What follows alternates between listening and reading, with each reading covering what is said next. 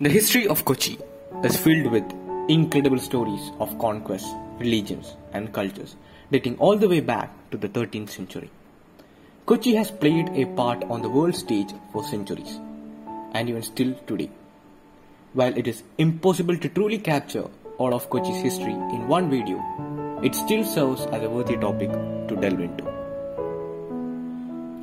The Perimpadappa Swarupam, or Cochin Royal House, came into political prominence only in the beginning of the 16th century after the arrival of the Portuguese. But it had its origin as an independent principality immediately after the fall of Kulashekara Empire. The origin of the Perimpadappa chief or Cochin ruler was a descendant of the Kulashekaras of Mahadevapuram in the maternal line. It seems that a Nambudiri of Perimpadappa married a sister of Ramavarma Kulashekara, the last of Kulashekaras of Mahadevapuram. It is significant that the Venad rulers used the title Kulashekara Perumal and the Cochin rulers used the title Gangadhara Koviladhikarikal. The Perimpadappa Swarupam had its seats at the Chitrakutam in the Perimpadappa village in Vainiri till the end of the 13th century, but its chief had a place of his own at the Mahadevapuram also.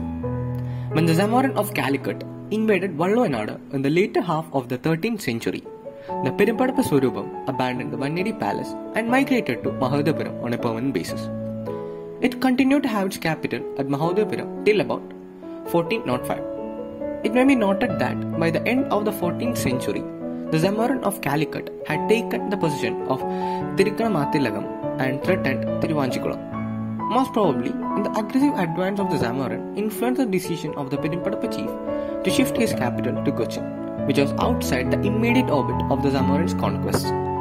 Moreover, as a result of the heavy floods in the Periyar in 1341 AD, Muzit had lost its commercial importance and the Cochin port had risen into prominence as a rival to it. This factor also seems to have entered into the calculations of the Perimpadappa chief in deciding on the Cochin was last of the three ports to come into commercial prominence. The classical geographers like Pliny and the Ptolemy or the medieval travelers like Ibn Battuta and Marco Polo do not mention the place. It is believed that Cochin port was formed only as late as 1341 when as a result of the heavy floods in the Periyar river.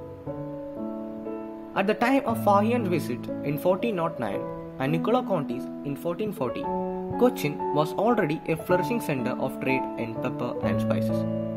With the coming of the Portuguese towards the end of the 15th century, Cochin came into greater commercial and political prominence, and later history of the conflict between the European powers in Kerala came to be centered around this port.